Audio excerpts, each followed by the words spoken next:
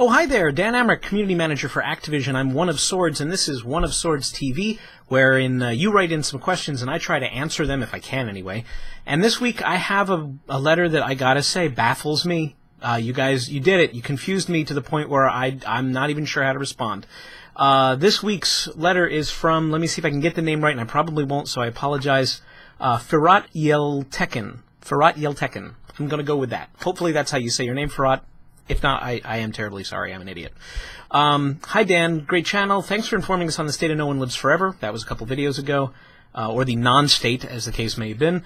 But I have a question for you regarding one of the Activision-published games from 8 years back.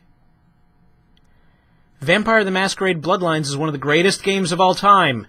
And I just want to ask you whose genius idea it was to release it on the same day as Half-Life 2.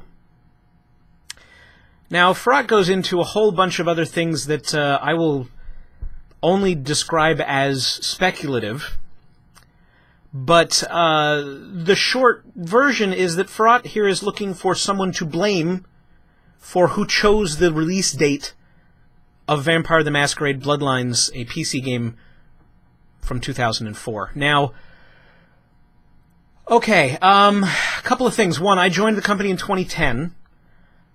Two, there's a lot of other people who used to be here who aren't here anymore. And this is the kind of minute decision that not only would have been made based on what they knew at the time, but would have been very difficult to make if Half-Life 2 was a moving target.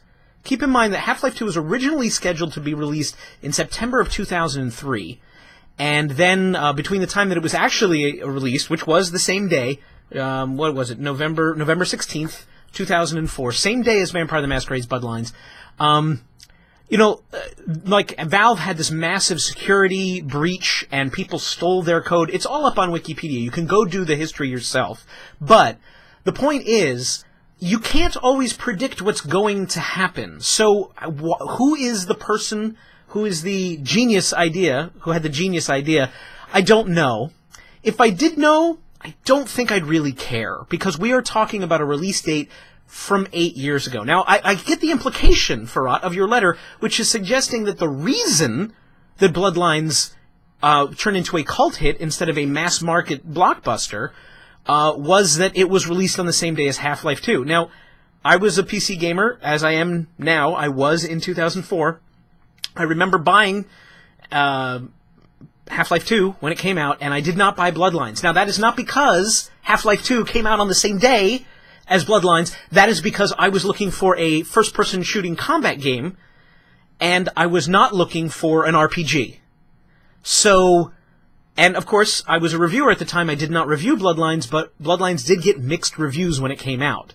So, I guess at the bottom line, in general, release dates are based on a best guess, okay? In a general sense. Release dates are chosen based on, do we know when this person has called their shot? What else is coming out around that time? Is there something that isn't the same kind of game? I've talked about this in the past, that Blur, for some reason, they decided to release it right around two other arcadey racing games within a 2-week period. So in my mind, they were going kind of for the same audience, and that was a bad call. I would not have made that call, but, what are you going to do? In this case, you've got an RPG versus a shooter, not the same thing, and who knows when Half-Life 2 picked their release date? I don't know. But I know that their original target was a year before. So, in most cases, release dates are a mix of research and best guess.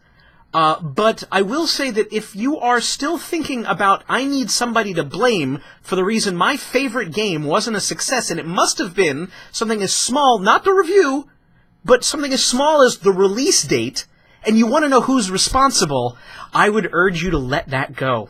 Please, Fırat, let that go, because that's not a healthy attitude. And I think I should just stop there. If you have a rational question that you would like to ask me here on One of Swords TV, send it on in.